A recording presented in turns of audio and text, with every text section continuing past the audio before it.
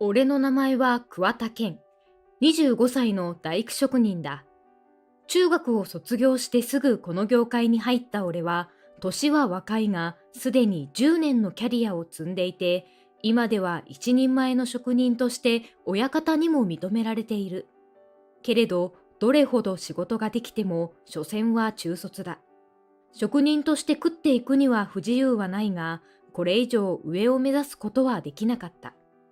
日本は歴然たる学歴至上主義なのだ。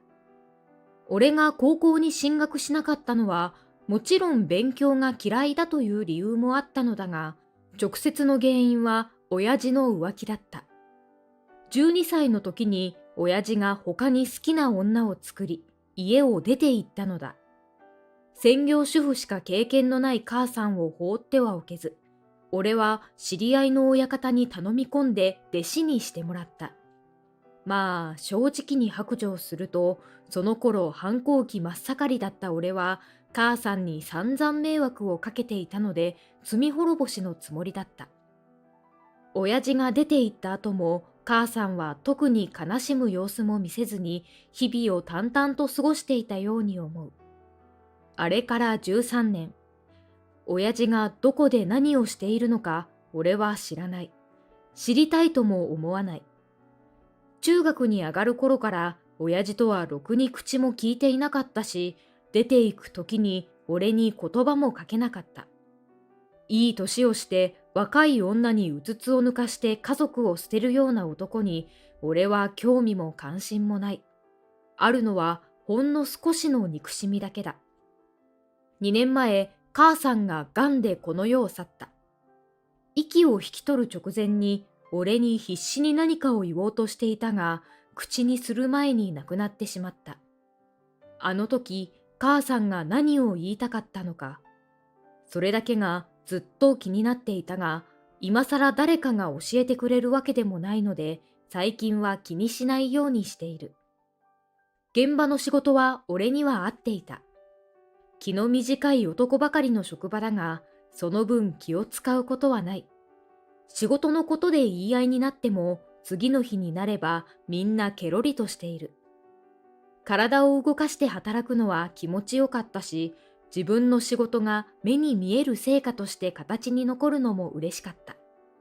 だから俺は毎日これといった不満もなく日々を過ごしていたのだ。けれど今回の現場は、はっきり言って最悪だ。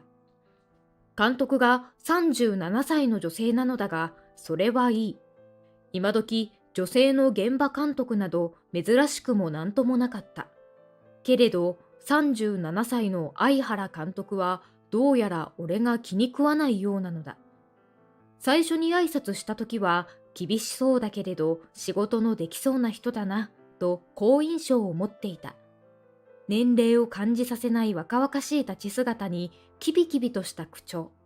何より美人だった。監督としてはベテランの部類に入るし、国立大卒のバリバリのエリートらしい。社内での評判も上々で、いずれは取締役まで上り詰める人だと噂されていた。そんな相原監督だが、とにかく俺に仕事を言いつけてくるのだ。もちろん仕事ならどんなことでもやるつもりだ。けれど相原監督が言いつけてくる仕事は現場作業以外のものばかりなのだ。桑田さん、2階の図面拾い出しをお願いします。え、俺がですか？思わず聞き返した。拾い出しとは図面に書かれた数字を読み、計算をして必要な材料を弾き出すことなのだが、そんな仕事は今までやったことがない。ベテランの大工で番頭クラスの人間がやることだ。若いんだからパソコンくらい使えるでしょ。ソフトが入っているから自動計算してくれるわ。いや、俺パソコンなんて触ったこともありません。答えるとあからさまに大きなため息をつかれた。あなた、まだ若いんだからパソコンくらい勉強しなさいよ。これからの時代、いくら中卒の大工だからってパソコン操作は必須よ。やたらと中卒を強調して言われムッとなったが、まあ事実なので仕方ない。学歴は今からどうすることもできないけど、努力で学べるものもたくさんあるでしょ。体だけでなく、頭も使ってちょうだい。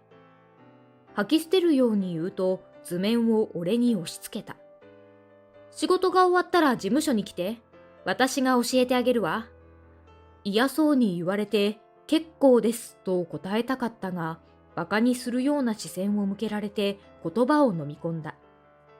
いくら中卒でも掛け算と割り算くらいできるんでしょ。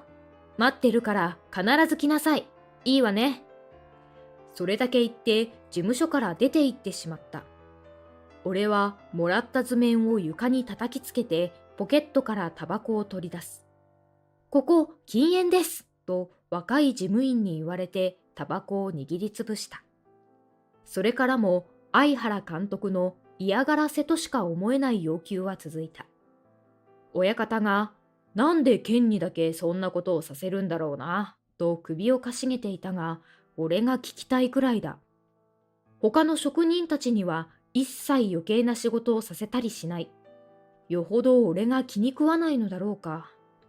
まあ、我慢しろ。いずれ自分で仕事を受ける気なら覚えておいて損はねえ。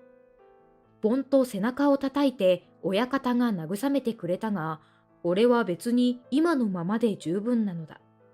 余計なお世話とはまさにこのことだった。相原監督のお勉強は毎日続いた。毎日うんざりしながら付き合っていたが、1ヶ月が過ぎる頃には、俺はそれなりにパソコンを使えるようになっていた。だからといって、相原監督の俺をバカにするような態度は変わらなかったが、相変わらず俺のことを中卒と言い、同じことを2度聞いただけで深々とため息をつかれた。そんな日々が続き、今日は日曜日だ。最近では家に帰っても図面との睨み合いが続いていたので、久しぶりに外をブラブラしようと街へ出た。こんな時に彼女がいないのは寂しいが、一人で好きなものを食べて好きな店に行くのは楽しかった。コンビニで紙パックの牛乳を買い、飲みながら歩いていると、なんと前から見覚えのある顔が見えてきた。相原監督じゃん。今、一番会いたくない人間だ。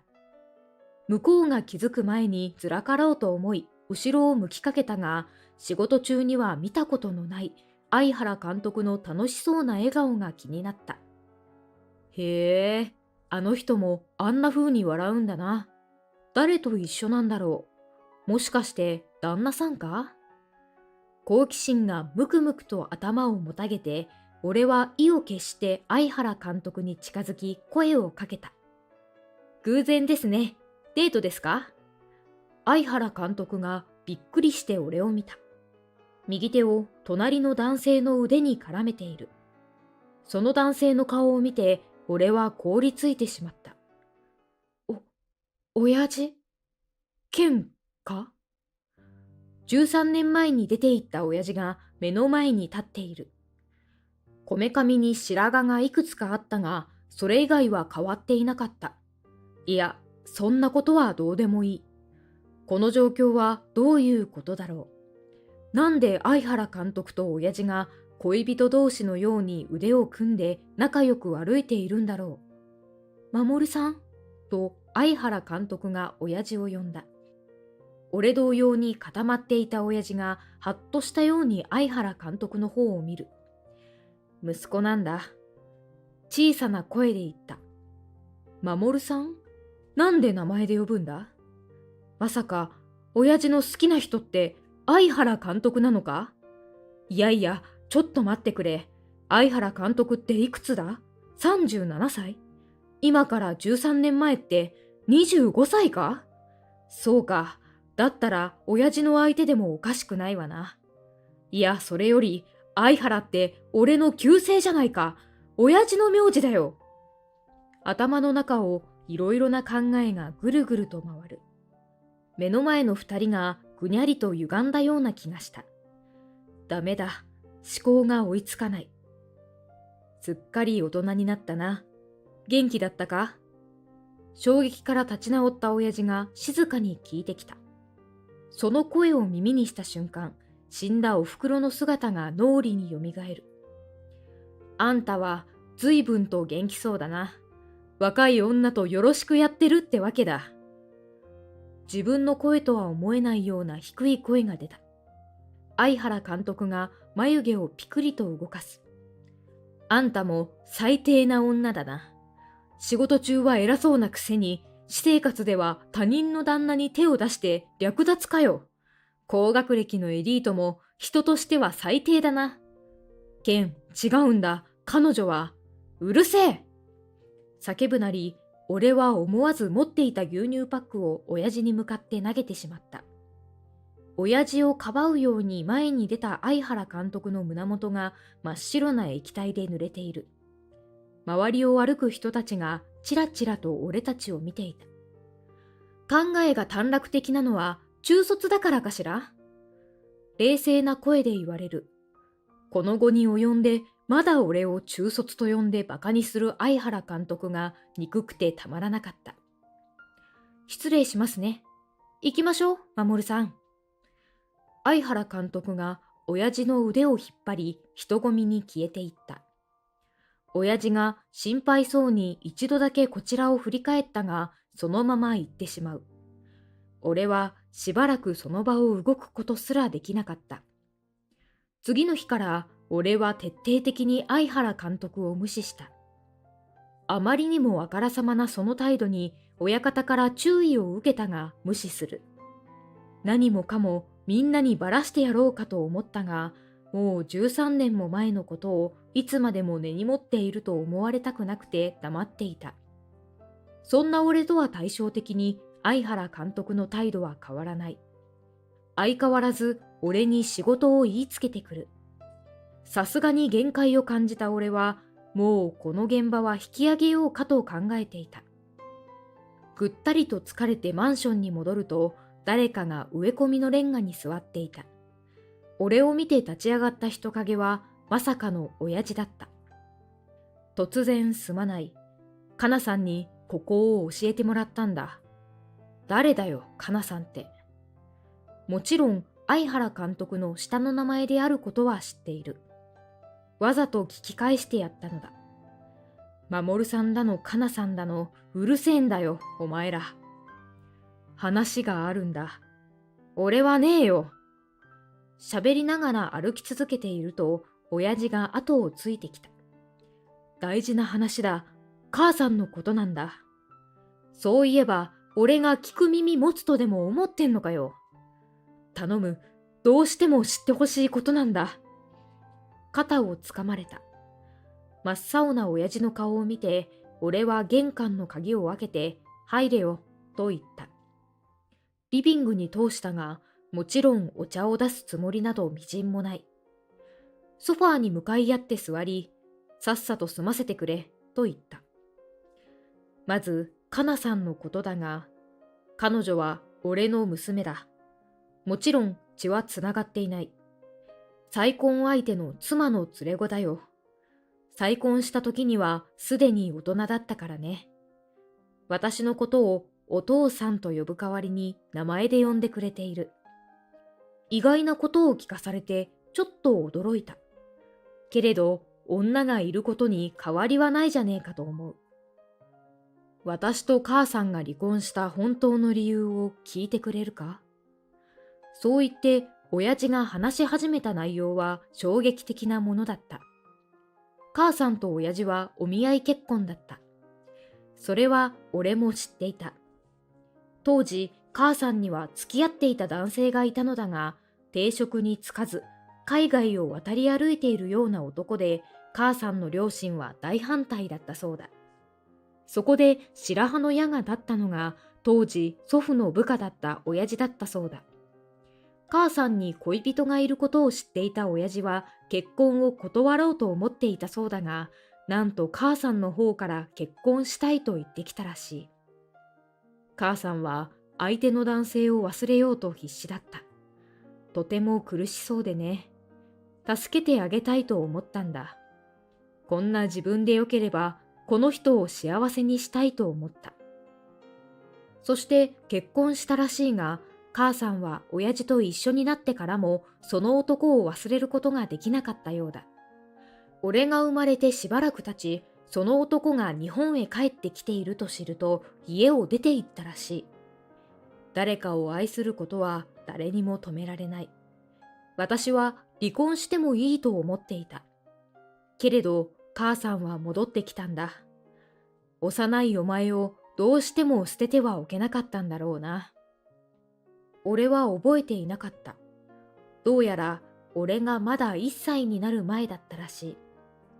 その後、私たちは普通の夫婦としてうまくやっていけた。けれど母さんの心の中にはいつもあの男がいたよ。見ていて痛々しいくらいだった。分かってはいたが、私も毎日辛くてね。とうとう離婚を申し出てしまったんだ。母さんに負い目を感じさせたくなくて、好きな人ができたと嘘をついたんだ。それじゃあ再婚は？離婚して5年くらいしてから、かなさんの母親と知り合ったんだよ。ご主人は病気で亡くなっていた。親父はずっと母さんに養育費を送っていたそうだ。けれど母さんは決してそれを受け取ってくれなかったと言った。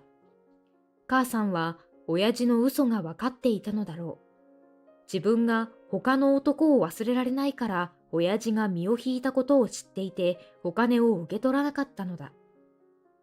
私たち夫婦の勝手な思いのせいでケンには随分と苦労をかけてしまった。すまない。頭を下げられて俺は呆然と親父のつむじあたりを見つめていた。そしてあっと思った。臨終間際に母さんが何か言いかけたことはこのことだったんじゃないだろうか。かなさんはお前が私の息子だと知っているよ。同じ現場になったと言ってずいぶん喜んでいた。お前にいろいろなことを教えてやるんだと言って毎日張り切っていたよ。それを聞いて俺は本当に驚いた。では相原監督は嫌がらせでも何でもなく心から俺を思って仕事を教えてくれていたのだろうか。それにしちゃ口が悪すぎないか？思わず胸の中でつぶやいたが黙っていた。お前は今でも私の息子だ。どうかそれだけは忘れないでくれ。それだけ言うと親父は帰っていった。突然聞かされた真実にただ驚いて、俺は親父の背中が見えなくなるまで見送るしかできなかった。翌日仕事に行くと事務所に相原監督がいた。俺の姿を見るとおはようとぶっきらぼうに挨拶する。昨日親父に会いました。そう。そっけない返事が返ってくる。言いたいことがたくさんあったはずなのに何から言えばいいのかわからずに口ごもってしまう。そんな俺を見て相原監督がちょっと笑った。血はつながっていなくても私たちは師弟なんだから、あなたの面倒を見るのは私の責任なのよ。それだけ言うといつものように俺に図面を押し付けた。俺は黙ってそれを持ってパソコンの前に座った。それ以来俺はかなさんと毎週会っている。もちろん変な意味ではない。日曜日になるとかなさんが自宅で仕事を教えてくれるのだ。この先独り立ちして親方としてやっていくために必要な知識や必要な資格を習得するための方法などを教わっている。厳しい先生だがさすがに教え方はうまい。時々夕飯をご馳走してくれるので、そんな時は親父やかなさんのお母さんとも一緒だ。親父とはまだ少しぎこちないけれど、かなさんのお母さんは温かくて素敵な女性だった。ここは俺にとって第二の家庭だ。こんな幸せを感じるきっかけを作ってくれた親父にはほんの少しだけ感謝している。もちろんそんなことは親父には教えてやらないけどな。